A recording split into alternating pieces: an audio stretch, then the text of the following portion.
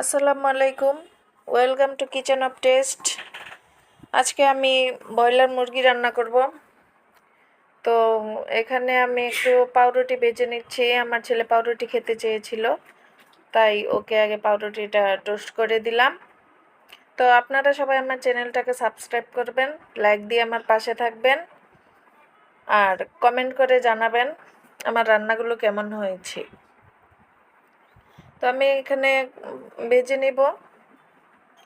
এই তো উল্টে পাল্টে টোস্ট করে নিচ্ছি লাল লাল করে। আজকে যে আমি মুরগিটা রান্না করব, এটাতে কোনো বাজে স্মেল আসবে না। আমি যেভাবে রান্না করব এভাবে রান্না করলে বাজে স্মেলটা পাওয়া যাবে না আর কি, করবে না। তো পাউরুটিটা বেজে নিয়েছি, এখন আমি এটাকে নামিয়ে নেব। নামিয়ে আমি আমার চিকেন রান্নায় চলে যাব। তো এই তো উঠিয়ে নিচ্ছি। এই তো দেখুন রান্না হয়ে গেছে। তো চিকেনটা আমি কেটে এখানে ধুয়ে রেখেছি, ধুয়ে পানি জড়িয়ে নিয়েছি। এই তো এখন আমি রান্না শুরু করব। তো প্রথমে চুলায় কড়াই দিয়ে দিলাম। কড়াই আমি একটু গোটা গরম মশলা, পেঁয়াজ, তারপর কড়াইটা বেশি হয়ে গেছিলো, তো গরম হয়ে গেছিলো, তাই আমি তেলটা প্রথমে দিই নাই। একটু রসুনও কুচি ছিল সাথে, ওটাও দিয়ে দিলাম। তো আপনারা রসুন কুচিটা না দিলে নাও দিতে পারেন। এই তো আমি এখানে তেল দিয়ে দিয়েছি। এখন এটাকে নেড়ে চেড়ে একটু গোল্ডেন করে বেজে নেব। নেড়ে চেড়ে। এই তো ভাজা হচ্ছে। তো এখানে নেড়ে চেড়ে পেঁয়াজটা একটু বেজে তারপরে আমি পেঁয়াজের মধ্যে এই চিকেনটা দিয়ে দিব।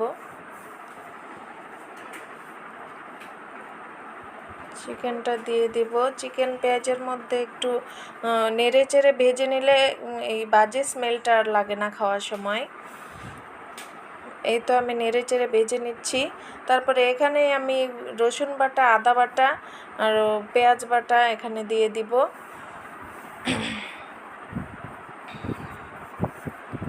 এই তো একটু ভাজা করে তারপরে বাটা মশলাগুলো দিয়ে দিতে হবে। রসুন বাটা, আদা বাটা, পেঁয়াজ বাটা, ওগুলো দিয়ে আর একটু নেড়ে চেড়ে ভেজে নিতে হবে।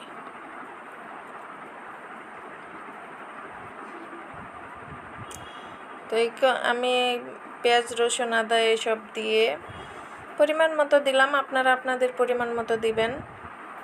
তো এই তো বাটা মশলা দিয়ে আমি এখানে ভেজে নিচ্ছি।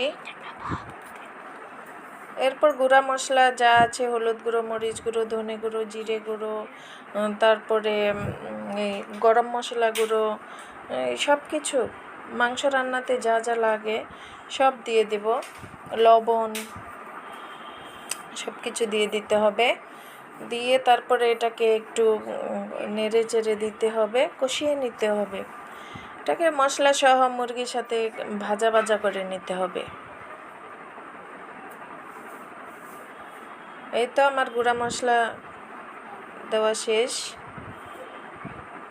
এখন আমি এটাকে মিশিয়ে নেব, নেড়ে চেড়ে একটু মিশিয়ে নেব। এখনই পানি দিব না, তো আপনারা খেয়াল রাখবেন এটা যেন পুড়ে না যায়। মাংস পুড়ে গেলে আবার খেতে বাজে লাগে।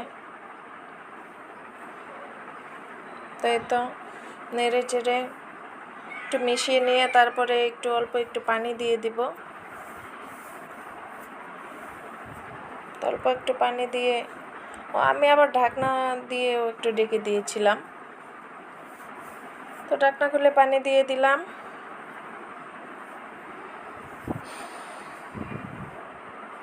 পানি দিয়ে একটু উল্টে পাল্টে দিব।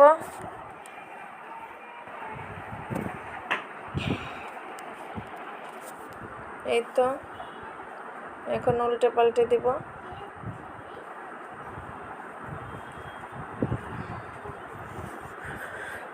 এটা একটু নেড়ে চেড়ে তারপরে তো আমি এখন এটাকে ঢাকনা দিয়ে ঢেকে দেব। তো ঢেকে 5 মিনিট ঢাকা দিয়ে রাখবো। তারপরে ঢাকনা খুলে এটাকে ঝোল দিয়ে দেব। আপনারা যার ইচ্ছা মতো ঝোল দিবেন। আমি এখানে একটু ঝোলই রাখলাম, কারণ আমার ছেলেরা ঝোল খেতে পছন্দ করে। এই তো আমার ঝোল দেওয়া হয়ে গেছে। এখন এটাকে আমি আর একটু নেড়ে চেড়ে তারপরে ঢাকা দিয়ে দিব। তো এই যে ঢাকনা দিয়ে আমি কিছুক্ষণ রান্না করে নেওয়ার পরে এই যে আমার ঝোলটা এই পর্যায়ে রয়েছে। আপনারা আপনাদের ইচ্ছা মতো ঝোল দিয়ে দিবেন। তো এই তো দেখুন আমার ফাইনাল লুক। আপনারা এভাবেই ট্রাই করবেন। তো এই তো আমার রান্নাটা হয়ে গেছে। আল্লাহ।